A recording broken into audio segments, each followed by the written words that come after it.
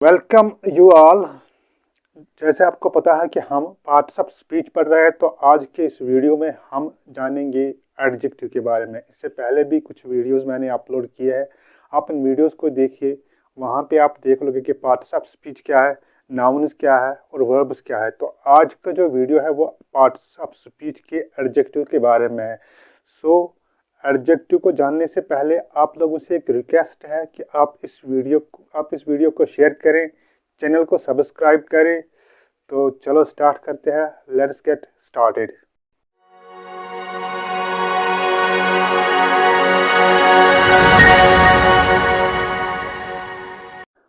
What is adjective? Adjective is a word that modifies or describes a noun or a pronoun or gives some information about these two. यानी जो adjective है एक ऐसा अल्फाज है जो मॉडिफाई करता है नाउन या प्रोनाउन को, या इनको डिस्क्राइब करता है, या हम ये भी कहेंगे इनके बारे में कोई इंफॉर्मेशन देता है, तो हम उसको एडजेक्टिव कहते हैं। अब जो एडजेक्टिव के यूजेस है एक सेंटेंस में, ये दो तरह के होते हैं। एक होता है एज नाउन मॉडिफायर और दूसरा होता है एज प्रेडिकेट एडजेक्टिव। यानी एडजेक्टिव एज नाउन मॉडिफायर वो एडजेक्टिव है जो हमेशा नाउन को प्रोसीड करता है, यानी नाउन से पहले आता है एडजेक्टिव और इसके फौरन बाद नाउन आता है। फॉर एग्जाम्पल यहाँ पे जो एडजेक्टिव एज नाउन मॉडिफायर के लिए मैंने एग्जाम्पल दिया वो है the dreadful old man. This man is here noun. यहाँ पे ये नाउन है, old, dreadful and the these words are adjectives, they precede this noun. So इसको टेस्ट हम करेंगे यहाँ पे द मैन, ठीक है ना, रहेगा ठीक, या ऐसा भी है तो ठीक रहेगा द मैन है। इसी तरह से द ड्रेडफुल मैन, इसी तरह से है द, अगर हम द ओल्ड मैन रखेंगे वो भी सही है, ठीक है ना। अब यहाँ पे और एक यहाँ पे और एक एग्जांपल है the absolutely dreadful old man.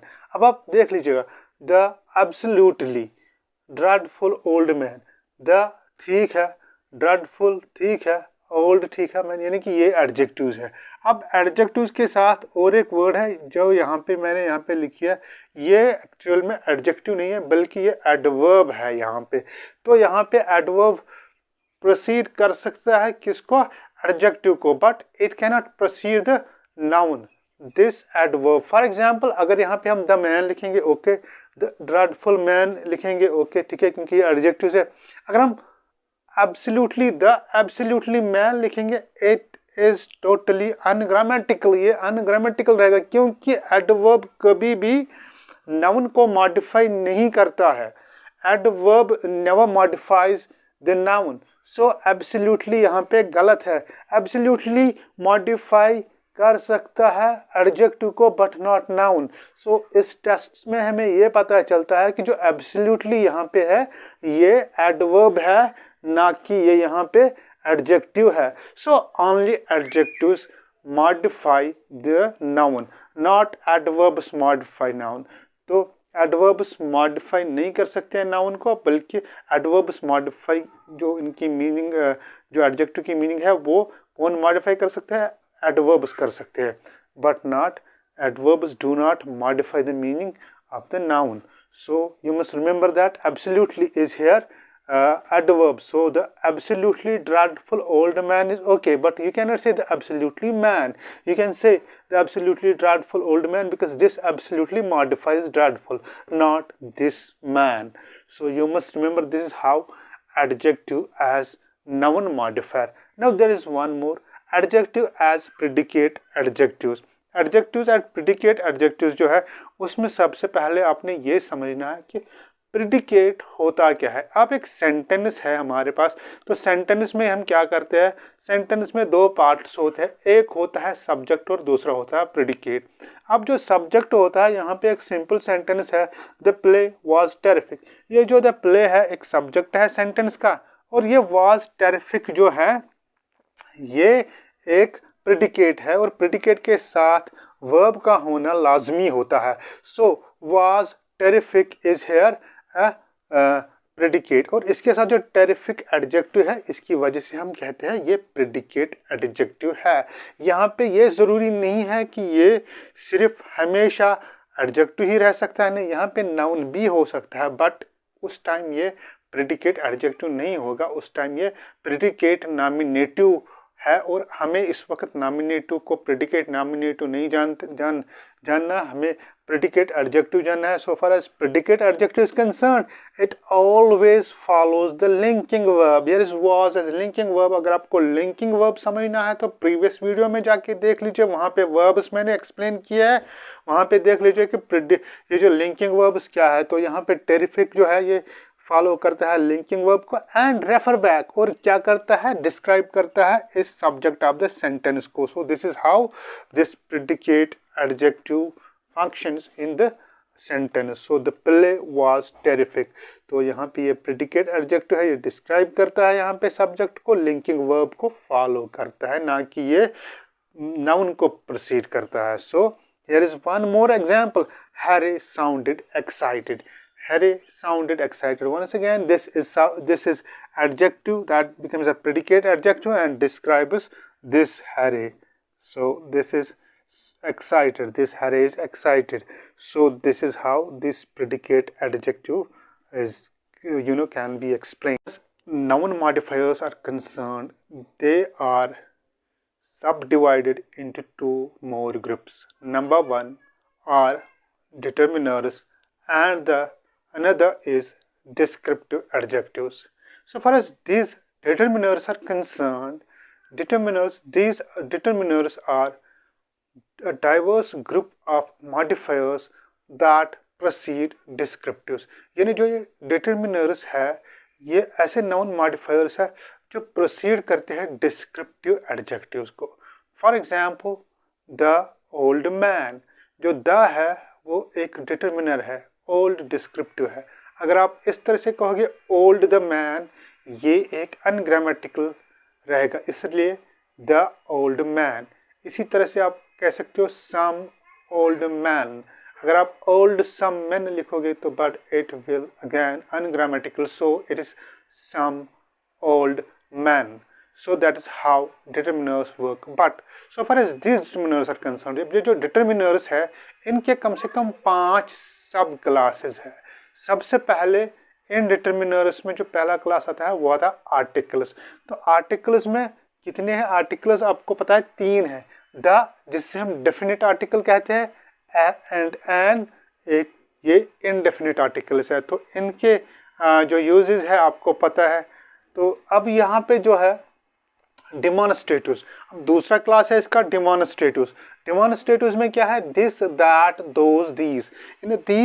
ये जो this that those these sometimes being used as adjectives. इनको भी एडजेक्टिव यूज किया जाता है जब ये डिमॉन्स्ट्रेटिव्स होते हैं. For example, they show us location.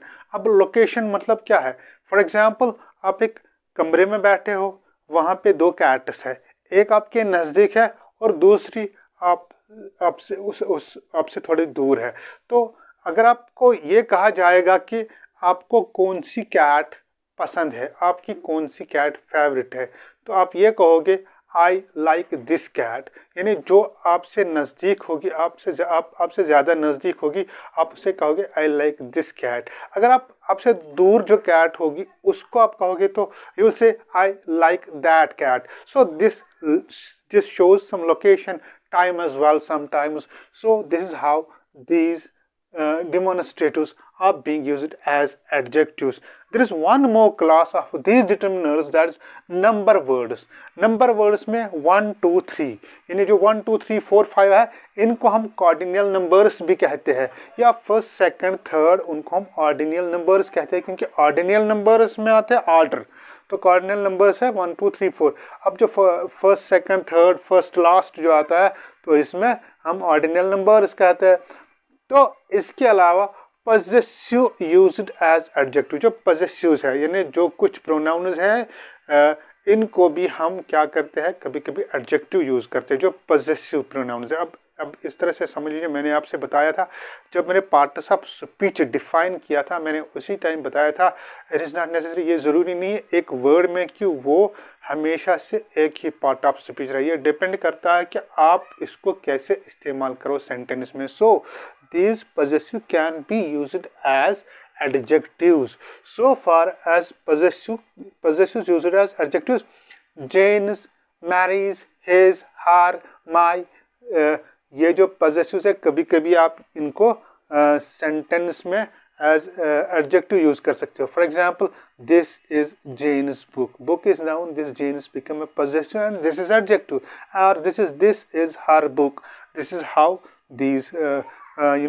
possessives are being used as adjectives. Here are one more determiner here, quantifiers. Quantifiers में आता है some, few, many, several. So there are some old men, ठीक है ना, few old men, many people. So this is how these quantifiers are used. So these are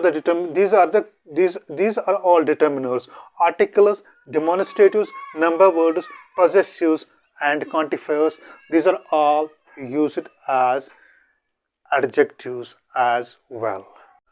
Now descriptive adjectives. Descriptive adjectives में सबसे बड़ी खासियत ये होती है, if not all, but most of them have comparative and superlative forms.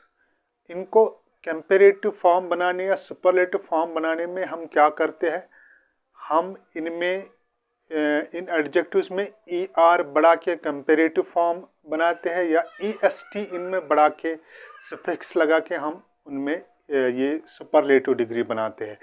और एक तरीका भी होता है इनको, या उनको मोर बढ़ाने से कुछ ऐसे एडजेक्टिव्स होते हैं जिनको हम मोर या मोस्ट बढ़ा के उनकी कंपेरेटिव या सुपरलेटिव डिग्री बनाते हैं। अब वो कौन से वर्ड्स हैं, अब देख लीजिए यहाँ पे। फॉर एग्जांपल, ब्रेव एक एडजेक्टिव है, इसको ब्रेवर बना के हम, जब हम ब्रेवर कहते हैं तो it is a comparative, bravest is superlative.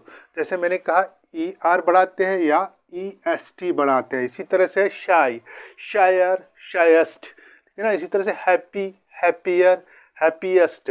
तो अब और एक है beautiful, more beautiful, most beautiful, vicious, more vicious, most wishes.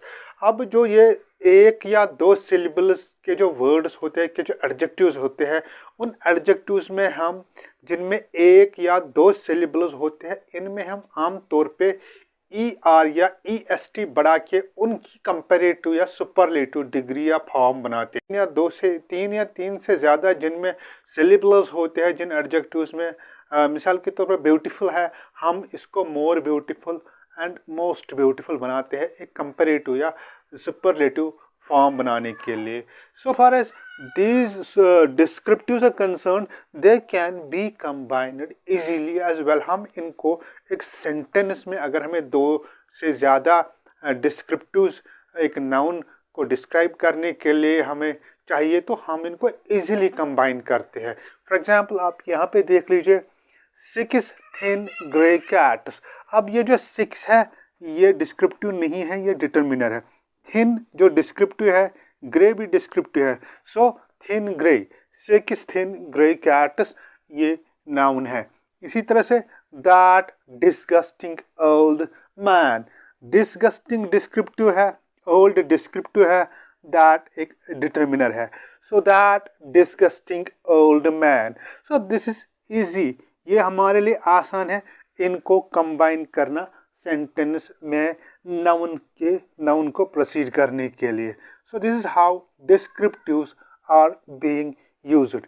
मगर और एक चीज़ होती है डिस्क्रिप्टिव में, वो ये कि कभी कभी इन डिस्क्रिप्टिव एडजेक्टिव्स को हमने क्या करना पड़ता है, सेपरेट करना पड़ता है थ्रू कामाज के ज़रिए। यानी कामाज के ज़रिए हमें इनके बीच में कामा डालना होता है ताकि हम इनको सेपरेट करें।